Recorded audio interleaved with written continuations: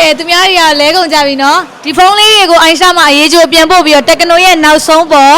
Spark 40 Pro လေးကိုပတ်စံလိုက်ပေးပြီးလဲဝပဲဖြစ်ပါတယ်ကိုမင်္ဂလာပါဟုတ်မင်္ဂလာပါဗျဘယ်မျိုးနယ်လေးရလဲကိုတာမွေးရပါဗျတာမွေရပါဒီမှာဖုန်းလေးတွေက iPhone လေးတွေရောအစုံပဲနော် Android လေးတွေရောနော်ဒီမှာကြည့်ဒါလေးဆိုလုံးဝပေါအောင်မပွင့်တော့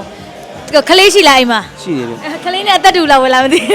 နော်ညီမတို့ TikTok ကောက်ကလေးကိုစုပ်ပေးသိယူဟောင်းပေးသိယူကမြဲကြညာနေရလေးကြည့်ပြလားကြည့်ပြပါတယ်ဗျဟုတ်ကဲ့ကိုကြီးဒါလင်က6000နဲ့ပလုံဝါမှာဒီမှာကကျတော့ဈေးနှုန်းတစ်ခုသတ်မှတ်ပေးပြီးတော့အကိုကကျတော့ Tecno ရဲ့နောက်ဆုံးပေါ်ဒါ Water Drop Resistant လည်းပါတယ်အကျန်းလဲခံတဲ့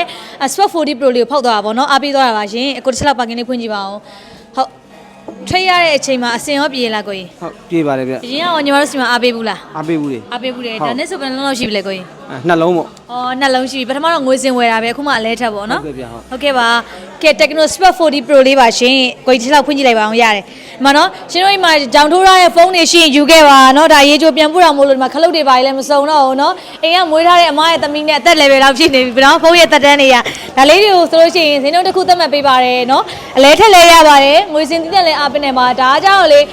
body connection နဲ့ power သေးတဲ့လုံးလေးပေါ့နော်တန့်နေအိမ်မှာလက်ရှိသုံးနေတဲ့ဖုန်းဟောင်းလေးဆိုရင်လည်းအသစ်ပါကင်းလေးနဲ့ငွေထက်လိုက်ပြီးလဲလို့ရပါတယ် iPhone Android ကြိုက်တာနဲ့ထိလို့ရပါတယ်ဟုတ်ရလားမသိဘူးကိုကြီးဘက်ထရီအမြဲ9200 CPU G100 ပေါ့နော်သူက single Wi-Fi ဘေဘလိုပဲနဲ့ free link သုံးလို့ရတယ်ပေါ့နော်